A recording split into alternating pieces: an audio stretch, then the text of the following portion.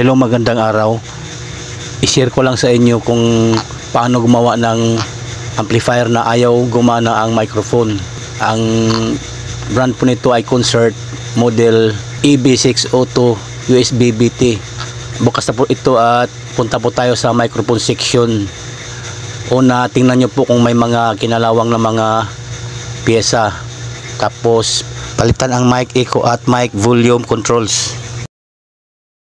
Pero pag ayaw pa rin gumana, pagpalit din kayo ng IC na 4558 tsaka yung IC na HF2399. May 16 pins po yan at pwede na po i-testing. Hello, mic test. Hello, hello. Hello, mic test. Hello, hello. Okay na po at huwag kalimutang mag-like and subscribe. Salamat sa inyong panonood.